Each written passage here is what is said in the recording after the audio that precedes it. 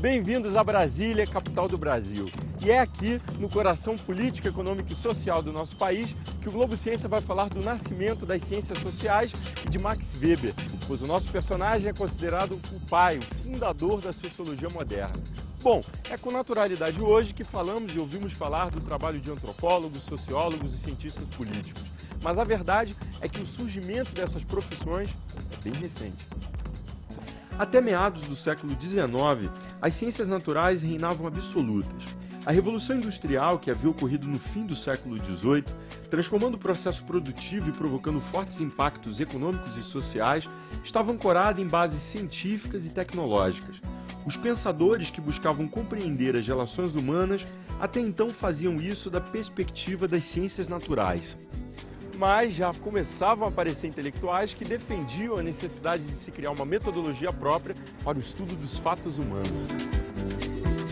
Enquanto as ciências exatas partiam da observação sensível e se baseavam na experimentação, colhendo dados que podiam ser medidos e calculados, a nova metodologia proposta deveria ser mais introspectiva, pegando os fatos e fazendo avaliações descritivas e mais qualitativas. É nesse contexto que nasce Maximilian Carl Emil Weber, em 1864, na Alemanha. Filho de uma família de classe média alta, o pai de Weber era um advogado e um político liberal conhecido, e ofereceu a seus filhos uma educação humanista desde cedo. Weber estudou economia, história, filosofia e direito, e escreveu seus primeiros textos acadêmicos ainda na época de estudante. Um deles analisava o processo migratório de poloneses na fronteira da Alemanha. E foi aí que Weber se aproximou dos temas sociais. Na tal análise, ele discorre sobre a introdução do capitalismo no campo e suas consequências políticas.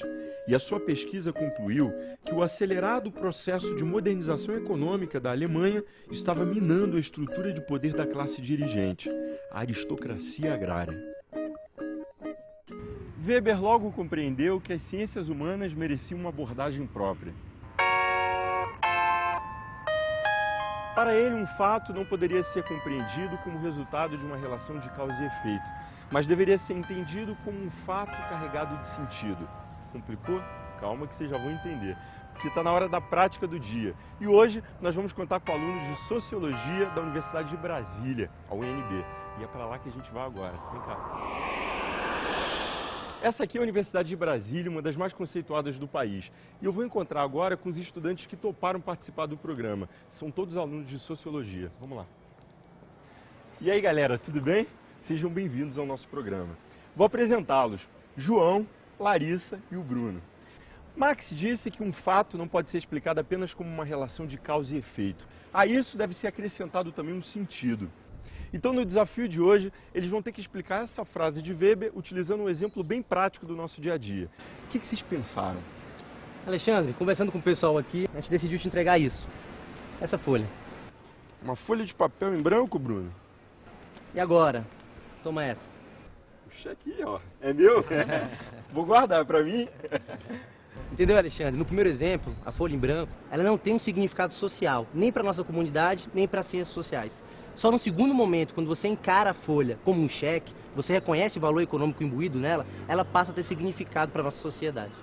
Quer dizer, toda a sociedade entende que o cheque ele tem um sentido, que a gente pode trocar por um produto, um serviço. Quer dizer, existe todo um complexo de significações que precisam ser reconhecidos pela sociedade de um modo geral. É isso? Falei bonito, viu? Weber, ao formular o conceito de ação social, ele estava preocupado também com o objeto de estudo da sociologia. Então, ele fala que a sociologia deve estudar aquelas ações que possuem algum sentido. Quando nós te entregamos essa folha em branco, você olhou para ela e aquilo não te passou nenhuma ideia, não te passou nenhuma informação, você não formou nada sobre aquilo. Mas ao contrário, quando nós te entregamos o cheque, você imediatamente já imaginou e atribuiu um sentido àquilo. E para Weber é exatamente isso que deve ser estudado pela sociologia. Lembrando que para Weber essa significação muda de cultura para cultura. Quer dizer, numa outra cultura, a troca pode ser feita não mediante um cheque. Isso, pode variar. Vamos supor que em outras culturas poderia ser a própria folha em branco e o cheque não significar nada, ou até mesmo na Idade Média o que valia eram as moedas de ouro. Isso varia de cultura para cultura. De tempos em tempos. De tempos em tempos. Posso ficar com a folha e o cheque? Vou guardar aqui. Weber passou a vida procurando formas de estudo e pesquisa que priorizassem questões menos práticas e mais humanas. Mas ele também deu importantes contribuições para outras áreas, como a economia e a política, não sabia? Então está na hora de saber. A gente vai começar com o professor de Sociologia, Eurico Cursino dos Santos. Ele é daqui da UNB. Vem cá. Oi, Eurico, tudo bem? Alexandre. Seja bem-vindo ao Globo Ciência. Muito obrigado, um prazer estar aqui. Primeiro eu queria que você falasse para a gente sobre a obra mais lida e mais famosa de Weber, A Ética Protestante e o Espírito do Capitalismo. A ética protestante é um estudo sobre o sentido que as pessoas atribuem à atividade econômica delas. Né? Como é que elas, em nome de quê? Elas geram riquezas, elas fazem contratos, elas são patrões, elas são empregados, em nome do que as pessoas produzem riqueza. O Weber encontrou lá atrás, né, que o protestantismo se tornou uma religião muito diferente das outras religiões cristãs que condenavam a riqueza e a busca do lucro. Né? O protestantismo, ou pelo menos algumas vertentes muito importantes dele, né, aprenderam a ler a atividade econômica com um registro religioso positivo. E o Max Weber viu, certamente, né, que isso era um fator poderoso para o desenvolvimento do sistema capitalista. Então ele registrou que por uns 200 anos, mais ou menos, as pessoas fizeram atividade econômica capitalista, digamos assim, em nome de algo que lhes parecia ser sagrado. Então, Eurico, o capitalismo encontrou no protestantismo um terreno fértil para se desenvolver. Culturalmente foi, especialmente porque significou uma religião que não censurava o econômico. Uma religião que, ao contrário, uma religião que se compunha bem com o econômico. Mas o principal na ética protestante é a tese dele de que este sentido religioso da ação econômica, ele vai se perdendo com o tempo e vai restando apenas as formas puramente econômicas do agir, sem que essas formas tenham já aquele conteúdo motivacional sagrado ou religioso ou coisa desse gênero, ficando apenas o gerar riqueza por gerar riqueza. Isso tem afinidades com um certo descontrole econômico, tem afinidades com consumismo, mas também tem afinidade com um grande crescimento econômico, porque a economia começa a se regular por si mesma, sem precisar procurar motivações em outras ordens, como na religião, na política ou na estética e assim vai. É importante notar que Max Weber não disse que isso causava o capitalismo. O capitalismo começou antes e a própria lógica do capitalismo já ia andando sozinha. O protestantismo é um bom lubrificante. Ele faz com que esse mecanismo funcione otimizadamente, mas o mecanismo propriamente veio surgindo independentemente do protestantismo e se encontrou com ele em algum momento da trajetória. E aí sim a coisa começou a voar abaixo. Weber escreveu suas obras num determinado momento histórico. Onde é que a gente pode ver os ensinamentos dele repercutidos na nossa sociedade atual?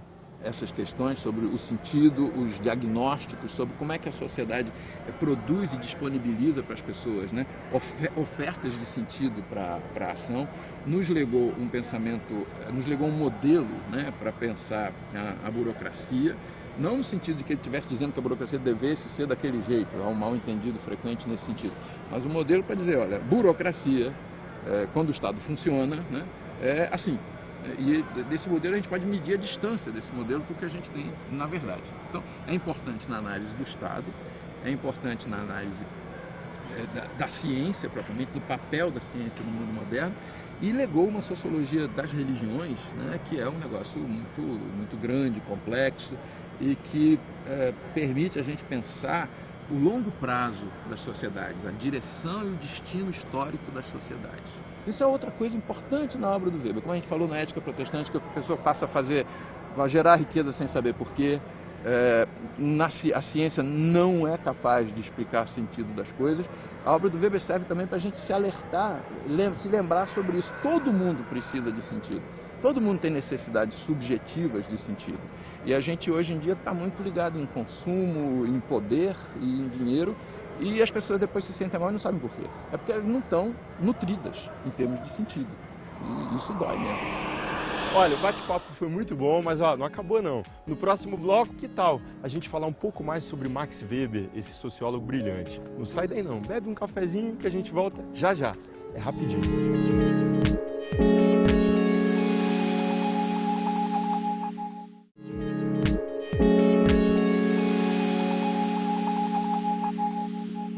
O Globo Ciência de hoje é em homenagem ao grande jurista, economista e intelectual Max Weber. Graças a uma herança que recebeu e a renda que tinha acumulado, Weber conseguiu se dedicar integralmente aos seus estudos, que iam da economia à política e à filosofia e da história comparativa à sociologia. Em 1913, ele publicou uma obra que traça o primeiro esboço do seu método sociológico e continuou trabalhando nos anos seguintes a sua concepção de sociologia para uma coleção encomendada de textos econômicos, que acabou sendo batizada de Economia e Sociedade. Em 1919, ele publicou uma outra obra de grande contribuição à política, chamada A Política como Vocação. E nela, ele define o Estado como uma entidade que reivindica o monopólio do uso legítimo da força física. Em outras palavras, Weber diz que, para que um Estado exista, é necessário que toda a população obedeça à autoridade alegada pelos detentores do poder. Por outro lado, para que os dominados obedeçam, é preciso que os detentores do poder tenham sua autoridade reconhecida como legítima. Essa definição de Estado tornou-se central no estudo de ciência política aqui no Ocidente.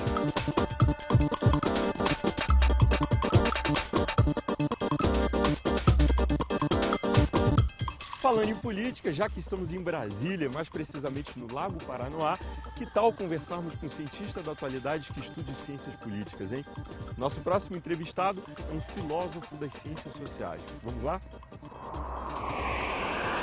Eu estou aqui com o Luiz de Gusmão, ele é sociólogo, professor da UNB, e topou conversar com a gente sobre as ciências sociais, que é a área do nosso personagem de hoje. Luiz, no programa de hoje nós vimos que o nascimento das ciências sociais é algo recente.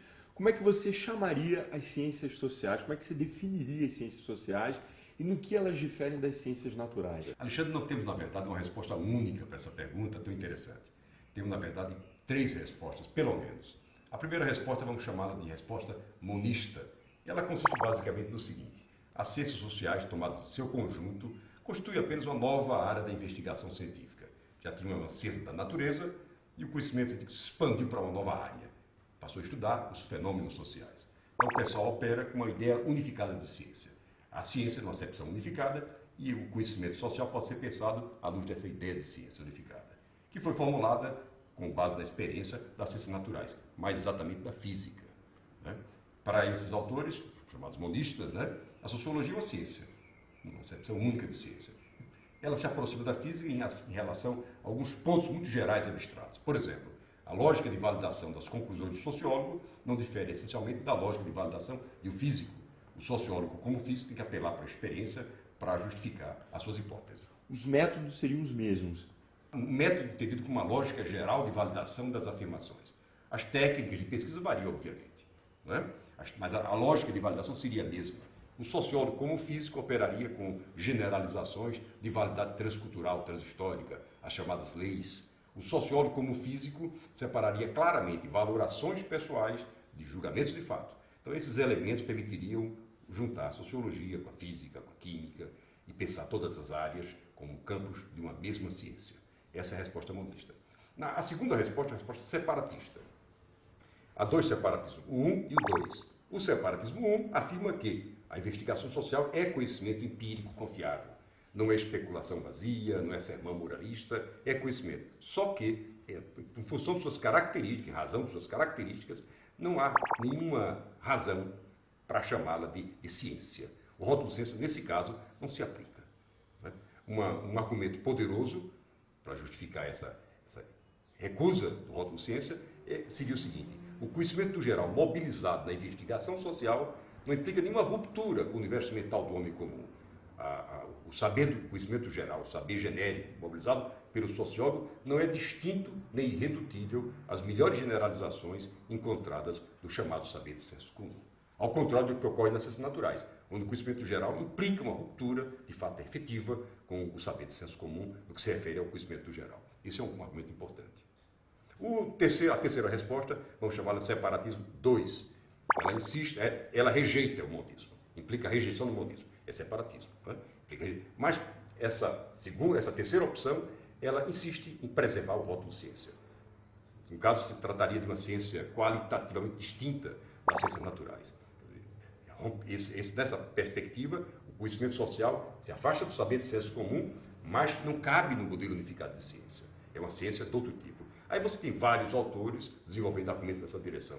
O Habermas, por exemplo, autor famoso, afirma que pode-se falar em ciências emancipatórias ou críticas, que seriam norteadas por um interesse emancipatório e não pelo interesse técnico. Segundo ele, o interesse nortearia as investigações em ciências naturais, né? Então, temos aí um separatismo do tipo 2. Há uma ciência, mas uma ciência diferente. Um outro aspecto importante é que, para esses autores, não dá para separar, no campo das ciências sociais, o juízo de fato do juízo de valor. As coisas andariam entrelaçadas. São ciências, né? Alguns falam de ciências engajadas, ciências críticas.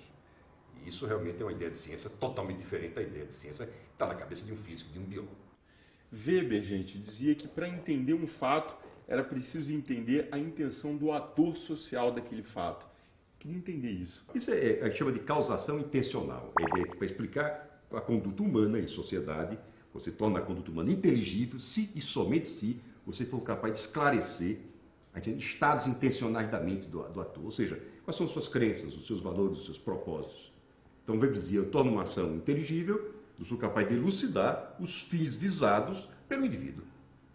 Ao esclarecer quais são os fins, eu torno o comportamento do sujeito compreensível, inteligível.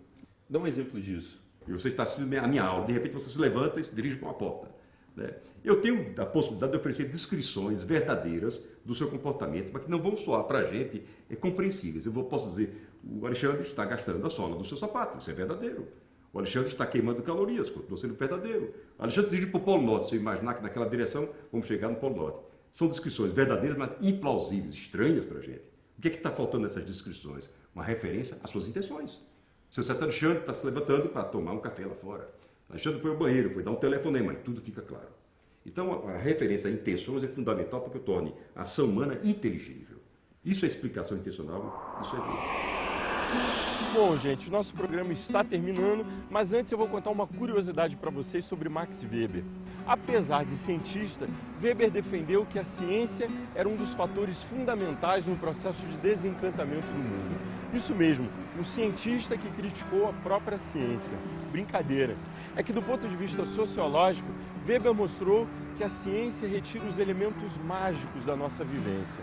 Para o nosso personagem, a explicação dos mecanismos de funcionamento do mundo caberia sim ao saber científico, mas não a determinação do ser verdadeiro, da natureza, da arte, de Deus ou mesmo da felicidade. Mas apesar da crítica, Weber atribuía à ciência um papel fundamental. Ele dizia, é ela quem nos dá ferramentas para pensar de forma lógica, sistemática e clara. Definiu o nosso ilustre personagem do programa de hoje. É isso aí, o Globo Ciência se despede por aqui. É sempre um imenso prazer compartilhar conhecimentos com vocês e eu já estou prontinho para outra. Até breve. Tchau.